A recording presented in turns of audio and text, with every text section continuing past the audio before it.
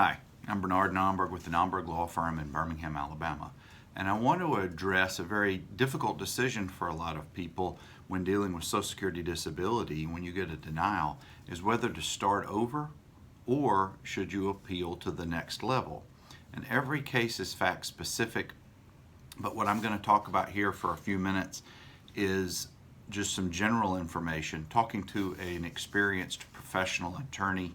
Someone who deals with these types of cases may be a better indication for you whether you should appeal or start over in your case. An unfavorable decision at level 1 typically happens 70-75% of the time. The level 1 is when you're applying for the first time. It goes to the Disability Determination Services, DDS level. That's not a judge who's involved in the case, but that's when you're providing all of your medical information, your medical records, your prescriptions, etc., including work history, education, those kind of things. You're being interviewed. A lot of times the medical evidence isn't fully provided, the medical records, the prescriptions, doctor's opinions. A lot of times they'll be denied because it's incomplete. That doesn't mean you don't have a viable case or a claim that should be pursued for disability. It just means potentially or probably that the medical evidence wasn't fully provided.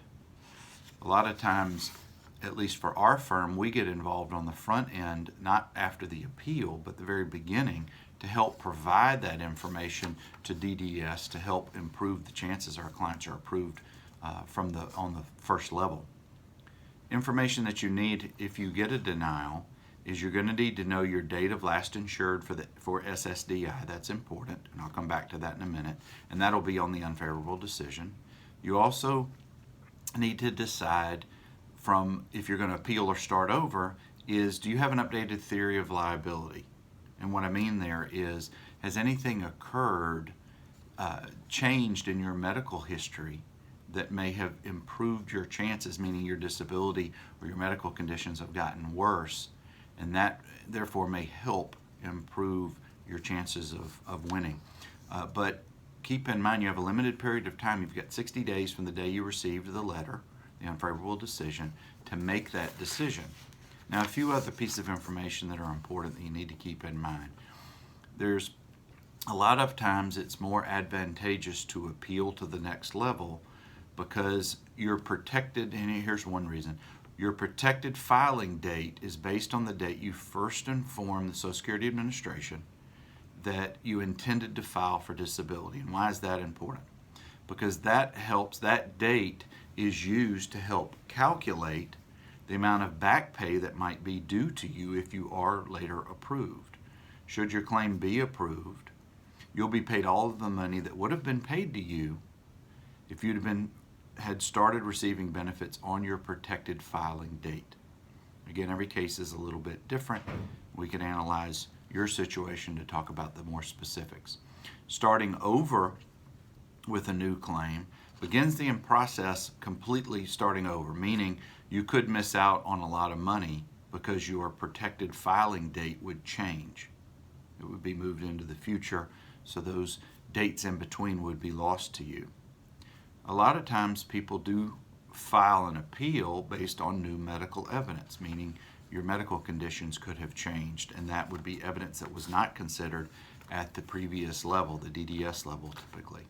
Now, we also can talk about this from a standpoint if you are at the next level, if you have an unfavorable decision after going through a hearing with an ALJ administrative law judge. In short, you really don't have anything to gain by filing a new claim, but you do stand to lose a fair amount of money potentially. The only exception is if you've gone beyond, this is important, if you've gone beyond the time limit in which to file an appeal and you don't get an extension granted, then you have no choice. Then you'll have to start over a new claim. Again, that's particularly another reason why you should probably hire an experienced attorney to handle those issues and not miss those deadlines. I would also recommend by communicating directly with your doctors, explain what you're going through, ask for their help. They can either write a letter of description describing your disabilities, why the doctor gives that opinion, or your attorney can send in a form that the doctors can fill out that will help guide the administrative law judge or the DDS level, wherever you are in the process. There's other considerations. Every case is a little bit different. I can't tell you over this video whether your situation should start over or if you should appeal. But hopefully these are some guidelines that get you started on the process. If you liked our video, please give us a thumbs up and tell us why. If you didn't, we'd like to hear from you as well. Subscribing to our page will ensure you get future videos on this subject and many other subjects that we handle. And if you look in the playlists in our YouTube channel, you'll see that. We also can be found at Twitter, on Facebook. Our website is nomberglaw.com, and our office phone number in Birmingham is 205-930-6900.